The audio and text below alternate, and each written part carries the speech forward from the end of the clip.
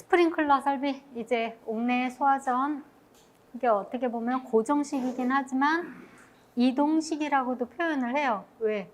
호스로 연결돼 있어서 끌고 가서 내가 소화를 시키니까. 그리고 자동식은 아니에요. 자동식은 이제 스프링클러 설비부터 이제 들어갑니다. 자, 스프링클러 설비 1번 문제 들어가기 전에요. 개통도는 우리 옥내 소화전 설비하고 유사해요. 똑같진 않아요. 그런데 어디부터 다를까요?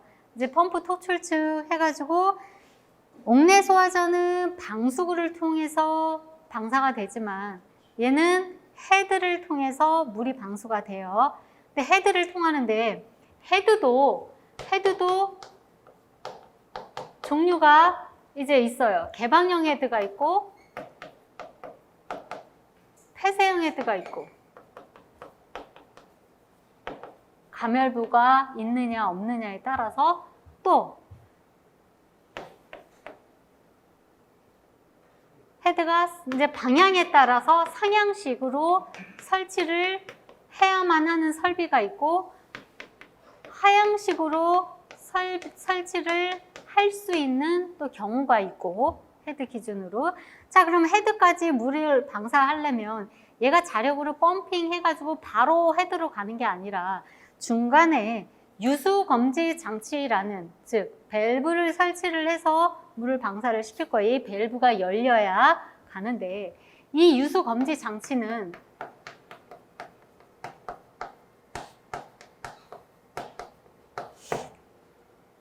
습식이 있고 건식이 있고 부압식이 있고 준비작동식이 있어요. 그죠? 그 다음에 이 유수검지 장치라고 얘기하지 않고 일제 개방 밸브. 왜 혀가 꼬일까요? 저녁 잘 먹고. 자, 일제 개방 밸브라고 하는 얘네들이 이제 오픈이 돼야, 그러니까 1차 측, 2차 측 해서 결국 2차 측으로, 1차 측의 가압수가 2차 측으로 넘어가면서 헤드까지 방사가 되는 거예요. 자, 이 부분만 옥내 소화전하고 좀 다르다고 보면 되는데, 이렇게 밸브가 별도로 있으니까 각 설비별로 설치 기준이 있을 테고, 또 이럴 때는 어떻게 적용을 하고, 또 얘는 뭐가 문제고, 그 설비가 한 5개가 되니까 스프링클러 설비를 작동하는 방법이 5가지가 되니까 각각 거기서 부대적으로 또 가지 쳐가지고 우리가 알아야 될 것이 더 많은 거죠. 예. 이렇게 좀 개통도는 옥내 소화전하고 유사하다. 그 윗부분은 다르다. 네, 시험 장치 기준도 어떤 건 필요가 없고 어떤 건 또 있고 있어야 되고, 이런 거 전체적인 시스템을 구분하실 수 있어야 됩니다.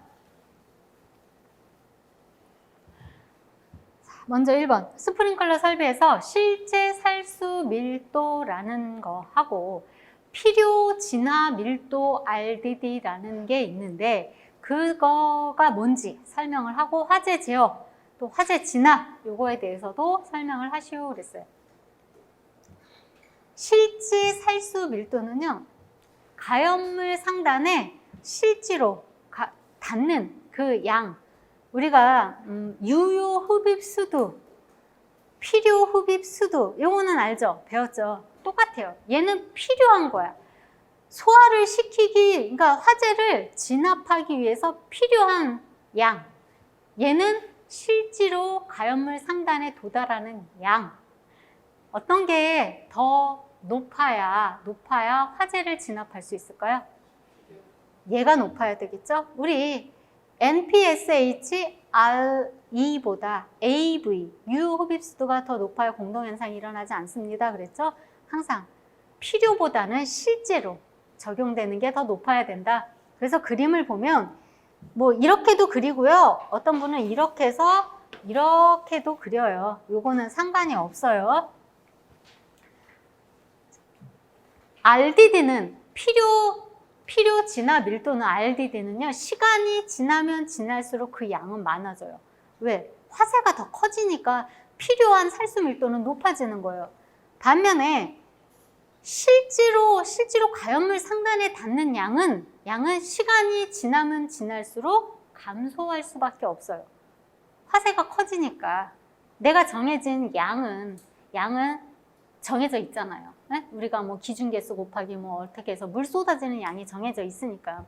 자, 그래서 요 교차점 RDD와 ADD가 만나는 요 지점 즉 ADD가 RDD보다 더 밀도가 높은 요 지점이 화재를 진압할 수 있는 지점이다. 그러니까 불이 났을 때 완전히 진압할 수 있는 그 부분이다. 그 이유는 ADD는 감소하고 RDD는 높아가니까 진화가 불가하겠죠. 이것을 설명을 하는데, 그러면 ADD는 뭐고 RDD는 뭐냐? 요 수정을 조금 해주세요. RDD는요, 화재를 진압하는데 필요한 방수량을 가연물 상단 표면적으로 나눈 거예요. 그러니까 화재를 진압하기에 필요한 방수량이에요. 여러분 교재는 거꾸로 돼 있어요. 지금 RDD하고 ADD하고 요거를 이렇게 바꿔주세요. RDD는 화재를 진압하는 데 필요한 방수량을 가연물 상단 표면적으로 나눈 것이다. 자, ADD는 가연물 상단에 도달하는 방수량을 가연물 상단 표면적으로 나눈 것이다. RDD하고 ADD하고 요거하고 요 위에 분자 부분에 해당되는 문구가 조금 다르게 서로 반대로 적혀 있어요. ADD가 더 커야 된다, RDD보다. 그래야 화재를 진압할 수 있고 그러니까 소화시킬 수 있는 거예요. 화재가 나면. 얘하고 교재는 바뀌었습니다. 이거를 바꿔주시고. 자, 그럼 화재 제어가 뭐고 화재 진압이 뭐냐? 화재 제어는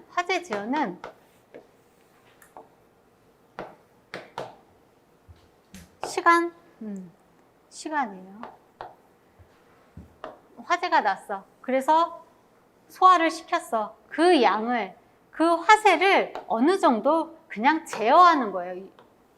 완전히 진압하는 게 아니라 제어는 일정 크기로 그냥 제한해서 더 이상 이제 화세가 커지지 않게끔만 제어하는 거고, 진압은 화재가 났어. 그러면 아예 여기서 많은 양의 물을 뿜어내서 아예 그냥 짧은 시간 내에 그냥 촥 진압은 확 제어보다 더 큰 의미잖아요. 더 강한 의미고 진압해버린 거야. 더 이상 화재가 재발하지 않도록, 화재가 더 성장하지 않도록 그냥 그냥 눌러버리는 거예요. 제어는 일정 크기로 그냥 제어만 하는 거예요. 제어. 그냥 죽여주는 거, 일정 크기로만 제한을 시켜주는 건데, 화재 제어는요, 잘못하면은 소화 실패가 올 수가 있어요. 왜? 이렇게 된 거에서 만약에 얘가 제어가 제한되지 않고 화재가 다시 커져. 이래버리면 얘는 소화 실패로 갈 수가 있어요. 그래서 화재 제어는요, 여기서 화재 제어는 소화 실패가 우려가 되지만 진압은 여기서 많은 양의 소화수를 방수하기 때문에 짧은 시간에 그냥 팍 죽여버리는 거예요, 화재를. 이런 시스템이 뭐냐면 ESFR. 얘는 한 번에 쏟아내는 양, K팩터가 크거든요. 쏟아내는 양도 많지만 시간도 길게 잡아줘요. 한 번에 많은 양을 그냥 쏟아줘봐요. K팩터가 커요. 얘는 260 이상이에요. 일반 스프링클러 헤드는 K가 80이라고 그랬잖아요. 자, 요렇게 정리를 하시면 되겠습니다. 제어와 진압.